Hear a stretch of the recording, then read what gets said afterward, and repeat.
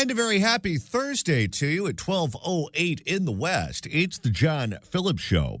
Mr. Randy Wang's across the glass. John, listener Tony, our resident expert in AI, found out what happens if you feed an AI a whole bunch of Shang Tao drops and ask it to produce a song. Absolutely, absolutely. I held my ground. They cheered me on, then turned around. That is what a mayor do. Take the heat and push on through. I can get that even when it's tough. Open, raise me. I gave my love and we still got our open A's. No, you don't.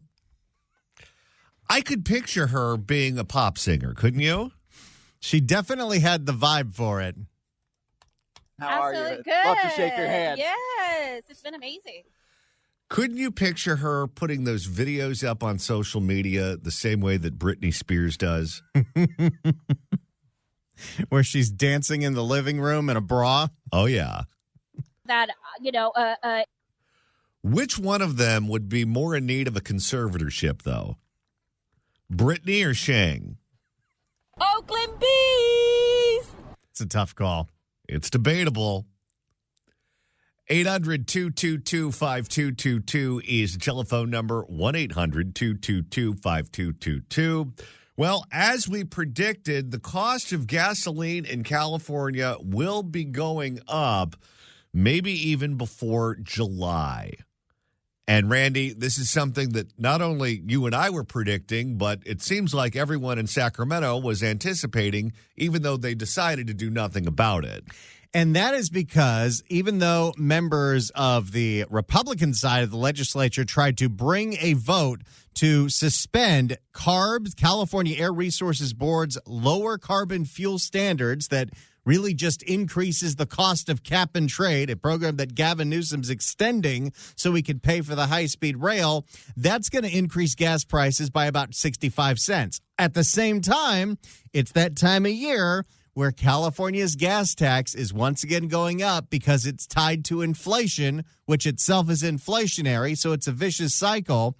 And starting July 1st, the California gas tax will go up to 61 cents a gallon. Every time you fill up, 61 cents, not counting the sales tax, is going to Sacramento. For more on the gas tax going up, here is Fox 40 in Sacramento. So for many, these few extra cents might not seem like a lot, but it certainly adds up over time. A law enacted in 2017 requires a state to adjust gas and diesel tax rates on July 1st of each year, generating billions of dollars to address road repairs and inflation. How come the roads are still awful? And here's what's going to happen. Because they didn't specifically vote to raise the gas tax this year, if you accuse them of raising the gas tax, they're going to deny it. And the left-wing press is going to do one of their fact-checking seminars. And they're going to say, oh, that's misinformation. They never voted to raise the gas tax this year. What they voted for was a gas tax that will last in perpetuity and raise every single year tied to inflation. And when it was on the ballot in 2018 to try to remove that, to try to reverse course on that, it was deceptively titled the Defund Roads and Bridges Act. It's a tough reality for residents struggling with the cost of living. It's going to affect everybody. We still going to have to do what we got to do, whether we struggle or not. According to Caltrans, it'll cost Californians with gas-powered vehicles several hundred extra dollars per year. That's how much that 2 more cents a gallon adds up. It'll be interesting to see what the public reaction will be to this, because inflation is killing everyone, although it's starting to, I think, hit the ceiling and starting to come back down. I know that for things like hotel rooms and airfare and those sorts of things, it's starting to get better. It's starting to get cheaper, where other items have not come down yet. But if you've ever shown up to an HOA meeting when they're talking about a special assessment or increasing your HOA dues in this state, and you're opposed to it, you're the only one in the room opposed to it. The impulse, and I don't know why it's the case, but the impulse among people who live in this state is to just raise all the fees, raise all the taxes as often as you can, and don't complain about it. You look at the November election, an election where in L.A. County, George Gascon was handily given his walking papers. Prop 36 passed by a huge amount. L.A. County voted to double the homeless tax and keep it in perpetuity. People are moving right in California on the issue of public safety. But on taxes, they're moving farther to the left. Plus, when you combine all the taxes with the federal tax and the state tax, it's over $1.70 per gallon just in taxes. Yeah, but then where's the rest of it? Because we are usually $2 to sometimes $3 higher than the national average. Think about this. So he said we're paying about $1.70 per gallon total in taxes when you take a look at what the feds get, what the state gets, and what the sales tax is, correct? Yes. Okay. In Texas, a gallon of gas only costs $2 and change. It's below $3 a gallon. We almost pay as much in taxes as they do for a gallon of gas total. a spokesperson for the California Taxpayer Association has mixed feelings about it. I understand that most people support, a tax to keep the roads safe. But the roads are still garbage. You know what the gas tax pays for? And this is true if you're ever on Highway 101 with that endless construction in between Ventura and Santa Barbara. There's a whole bunch of signs that say this road project brought to you by SB1. Oh, they advertise it, of course. What's so screwed up about this state is if you go to a place like Connecticut, Connecticut is a high tax, high benefit state. You pay a lot in taxes, but the schools are pretty good. The roads are pretty good. If you have to go to the DMV, it's well staffed. You pay a fortune, but you get good services. Texas is a low tax, low benefit state. You don't pay that much in taxes, but don't expect the government to do much for you. The roads aren't in great shape. The schools aren't in great shape. If you go to the DMV, you're going to wait in a long line. That's just the way it is there. But the people like low taxes. In California, we have the worst of both worlds. We're a high tax, low benefit state. We pay a fortune and we get nothing for it. But they also want that to happen on time and on budget. And so there are some concerns about that. At the same time, this also is a tax increase that affects the affordability of the state. And as much as Gavin Newsom loves to say that California has better taxes for poor people than Texas or Florida, which is nonsense to begin with, the gas tax, which goes up every year, is the most regressive tax there is because it directly affects the poorest among us. You might say they don't have to pay much income tax because they don't make much money, but everyone's got to pay the gas tax in one way or another. White-collar professions, in many cases, have the ability to work from home. If you are someone who's a blue-collar worker, you have to work at the plant. In the past 10 years, this tax has increased more than double. Others say it's unavoidable. It's not fun. It's not easy. I look at the gas prices every time I pull up to a gas station. But I'm of the belief that, taxes are going where they should be. Taxes are going where they should be? Idiot. I mean, we keep voting to keep the same people in office that want to keep these taxes. I understand that taxes are a necessary evil. California Republican Senator Tony Strickland says residents are battling an affordability crisis, and those living paycheck to paycheck can't afford this. A lot of people in California have to decide between a gallon of milk and a gallon of gas. Well, don't put a gallon of milk in your car. No. And don't drink a gallon of gas. It's almost like the legislature is acting like Marie Antoinette. Let them eat cake. We need to address this, and we need to do whatever we can to lower gas prices immediately. Others note that with the rising gas tax comes the rise in other costs. You just got to be better with the prices. The California Taxpayers Association says don't be too surprised to see a rise in the cost of produce at the grocery store, given the added diesel tax on trucks delivering supplies. The California Department of Tax and Fee Association say they were unavailable for comment on the matter. Reporting. No, why would they want to defend what they decide to impose on us every year? No, it's on autopilot. No one wants to be blamed. They will all say they didn't do this. So if you blame them, you're spreading fake news and misinformation, and the press will back them up. And then the cost of gasoline will go up, and they'll blame the oil companies. Reporting in Sacramento, covering local news that matters. Julianne Smith, Fox 40 News. So there you go. That's just the gas tax. That's going up 2 more cents per gallon July 1st. And then you have the carb tax or the cap and trade tax, which is really the bullet train tax. That is the low carbon fuel standards that the California Air Resources Board discussed and voted on last year. The appointed members of that board, appointed by people like Gavin Newsom, decided that they're going to make it more expensive for anyone who produces energy in this state to be able to do that. So they can pay more into cap and trade, which means they can give more to the high-speed rail and vouchers for e-bikes. 2 things that have yet to take a single car off the road.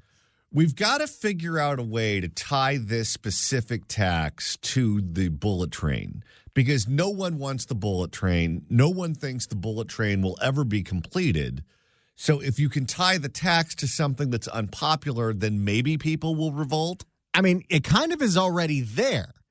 Cap and trade is a tax on everything in this state. It is why gasoline is so much more expensive than everywhere else.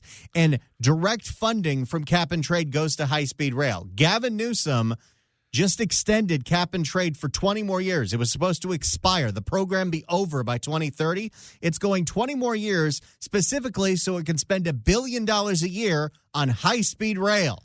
It's a slush fund for projects that nobody wants. For more on the California legislature rejecting a move to kill the new low-carbon fuel standards, the high-speed rail tax, here is CBS 8 in San Diego. Prepare to pay more at the pump starting next month. Prepare to pay more at the pump. Now, that's some alliteration. Where's Mark Brown when you need him? We haven't heard in a while. Why not? Naked and unafraid and just a feet away from the Beverly Hills border. As the tents go up, the clothes come off, and now outraged locals are fighting back against the nudity, narcotics, and negative impact on their businesses. He's the best. Prepare to pay more at the pump starting next month. A last-ditch effort in Sacramento to put the brakes on a costly gas price increase came to an abrupt end today. Good evening. I'm Marcella Lee. I'm Carlo Cicchetto. Senate Bill 2 would have rolled back new clean air regulations that are estimated to hike fuel prices. Which, by the way, don't make the air any cleaner if you're just jacking up the fees for cap and trade. No, this has nothing to do with making the planet greener. This has nothing to do with capping carbon emissions. This has everything to do with creating the need for another tax so you can have another slush fund. Think about the fact that California has these fuel standards. We've got the stupid winter blend and the summer blend, and we're adding corn in the oil. We still have the dirtiest air in the country, in no small part because we let the whole state burn down every year. By 65 cents per gallon. CBS 8's Richard Allen is live in Kearney Mesa with more on that and the additional tax increase on gasoline coming at the same time. Richard? Well, Carlo and Marcella, Senate Bill 2 proposed by State Senator Brian Jones from San Diego would have voided those recent changes to California's low-carbon fuel standard, leading to, some analysts say, a price hike of 65 cents a gallon, as you mentioned, a price hike that many San Diegans say they simply cannot afford. Ayes 10, noes 23, motion fails. Wednesday morning, a forced floor vote on Senate Bill 2 came to a quick end. By the way, I know that the Senate Republicans and the Assembly Republicans have no power. They are in the super minority, but they should do this for everything. Bring it to the floor, make everyone vote on their nonsensical policies instead of killing these things in committees. I understand that this is a one-party state where the Democrats recognize they're never going to lose power, but they are acting so horribly across the board, whether it is the cost of gasoline, whether it is they just voted to allow people out of prison who've been convicted to life in prison without the possibility of parole. We'll get to that tomorrow with Royal Oakes, the ABC News legal analyst, or trying to make it not a felony to buy or sell 16 and 17-year-olds for the purpose of sex. I know they think that it's impossible for them to push too far. If it's possible, they're there. I don't know how you can take these positions and sell them to the public at large, but maybe they see something I don't. I don't know. When we come back, we'll hear exactly what happened at that legislative session. If you'd like to email the show, you can do so at johnnydon'tlikeshow@gmail.com. That's johnnydon'tlikeshow@gmail.com. And Randy, if you missed yesterday's show and you missed out on some doozies of crime blotter stories and you want to find out what you missed out on, that's easy to do. All you got to do is search for The John Phillips Show wherever you get your podcast, whether it's the Apple Podcast app, iHeart, Spotify. Search for The John Phillips Show. Hit subscribe. You can download all the episodes. You can also do a Google on YouTube. Search for The John Phillips Show on YouTube. Like the shows, subscribe, share them with your friends, share them in any Facebook groups you're in. We would appreciate that. You can listen to these podcasts when you're at work, when you're driving, or when you're at a restaurant. Give me the foot. I'm hungry. In the meantime, what do you say we make a couple of listeners very happy? 790 KABC welcomes Jeff Tate's Operation Mindcrime, the final chapter at the Saban Theater on November 14th. Tickets are on sale now at AXS.com, but right now, caller number 9 at 1-888-795-2222. Get spare tickets to the show. Tickets furnished by the Saban at the Canyon, where music meets the soul. Good luck dialing. I guess Trump and Elon Musk are really going at it on Twitter right now. It's getting pretty nuclear because Elon now says that Trump is in the Epstein files, and that's why they haven't been released. Trump is saying that Elon went crazy, is threatening to cancel every federal contract Elon has, which is a lot of Elon's wealth. I'll tell you this. On the subject of the big, beautiful bill, Elon is 100% right. Oh, yeah. The government is spending way too much. We are going to go bankrupt. If you don't rein in the spending, you're going to go off the cliff. And that's what his beef is. And he's right. But Elon is not someone that has to put his name on the ballot. And Elon is not someone who's ever had to work with Congress before. You have to do what's politically tenable to get something through the Congress. Now, it's hard to back down from a position that you know is right. And I can tell you right now that Elon's position is 100% correct. But can you get the votes? That's the question. Can you get the votes in not just the House, but the Senate too? And that's extremely evenly divided. Well, that's why if you're Elon and you think like Elon, you say, screw all this, I'm going to go colonize Mars. Now, here's a question, because those two have gotten into it before. You think this is one of these fights where you can kiss and make up, or have there been lines that are crossed that you can't go back on? Once you start accusing somebody of being the Epstein files, that's a pretty tough one to come back from. It's possible, but it's getting pretty ugly. And because of social media, this fight is escalating by the minute.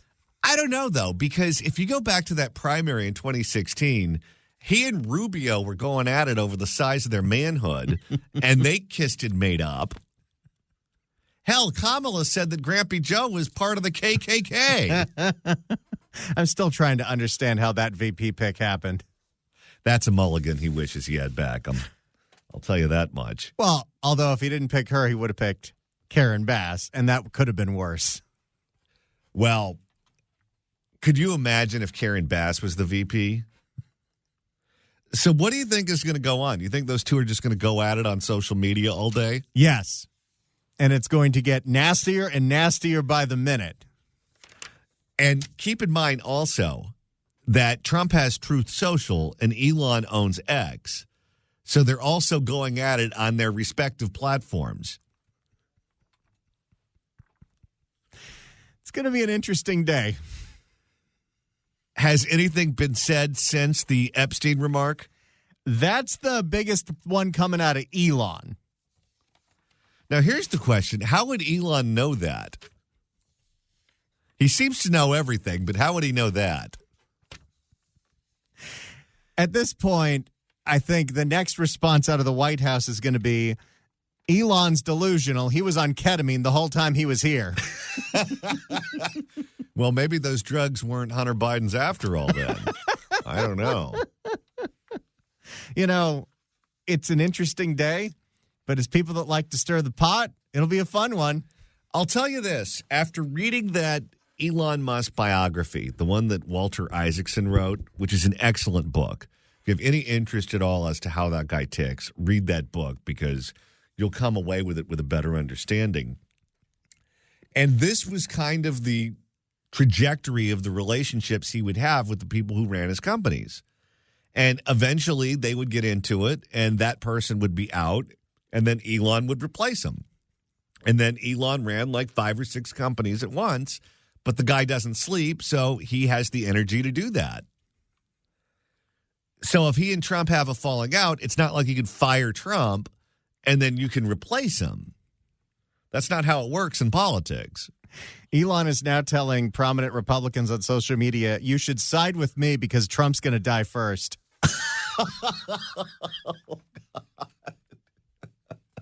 I don't know if you could just say stuff like that on social media without getting a knock on your door from the Secret Service. Well, if you own the platform, who's going to tell you to not do it? You could pretty much get away with anything, can't you? Wonder what SpaceX's stock is looking like right now. They have a lot of government contracts. It'll be interesting to see if anyone in the Senate decides to side with Elon, because you only can lose 1 or 2 votes and then it's over. Am I right? That bill is very, very, very close. There's already some very notable opposition to it with Rand Paul and a couple other senators.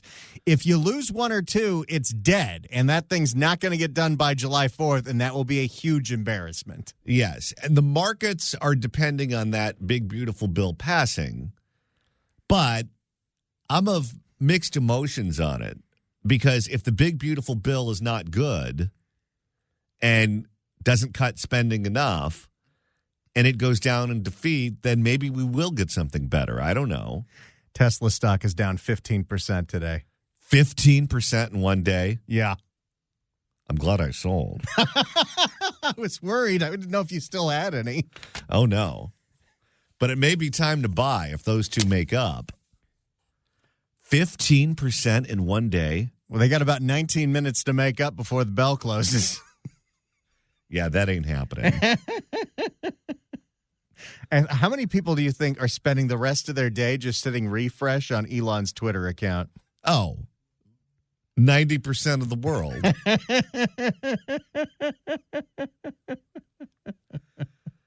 Let's go to Bob in San Jose. Bob, hello. Well, hey, how you guys doing? I really hope they make up because we should be doging California next and taking on the real snake in the grass, Gavin Newsom and the gang of whatever 4 and more up there in Sacramento. This is, like you said, it's the most regressive situation. Just imagine it would be moved to a sales tax offset and how much more things would be cheaper and people would be spending more. All the targets would be hit faster.